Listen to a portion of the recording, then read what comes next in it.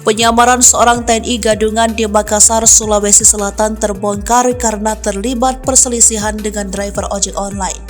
TNI Gadungan berinisial SYL alias Stanley, 42 tahun, kini telah diamankan petugas gabungan dari Koramil 140813, Rapocini dan Polsek Rapocini. Stanley menjadi TNI gabungan selama 4 tahun untuk mendekati wanita yang saat ini telah menjadi istrinya.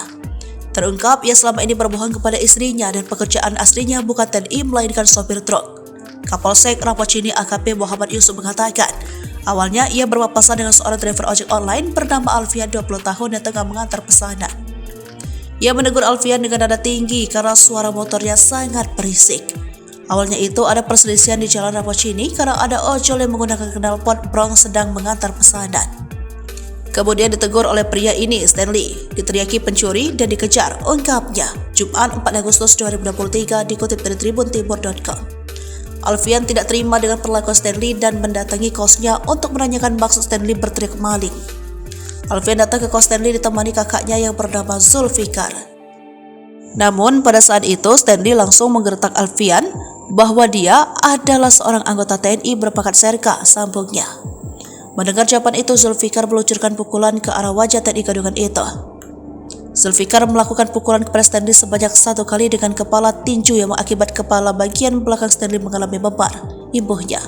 Warga yang terganggu dengan suara keributan melaporkan aksi pemukulan ini ke kantor polisi.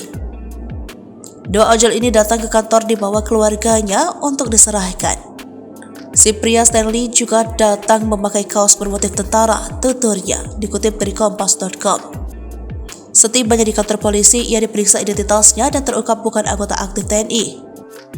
Setelah dilakukan interogasi oleh anggota dan intel yang dipimpin oleh Dan Ramil Rampocini, Kapten Infanteri Nisan, Stanley tidak dapat menunjukkan identitasnya sebagai anggota TNI dan memberikan keterangan berbelit-belit, jelasnya. Ia telah berpura-pura menjadi TNI dari tahun 2019 sebelum menikah. Ia mengaku sejak tahun 2019 sudah mengaku sebagai anggota TNI aktif, termasuk kepada pacarnya yang sekarang menjadi istrinya, tandasnya. Atribut yang dikenakannya didapatkan dari situs jual beli online. Selama 4 tahun menjadi TNI Gadungan, istri Stanley tidak menaruh curiga terhadap pekerjaan suaminya. Warga di sekitaran rumah juga mengira selama ini dia anggota TNI aktif, sementara dia diamankan untuk dilakukan pemeriksaan oleh anggota dan intel, pungkasnya.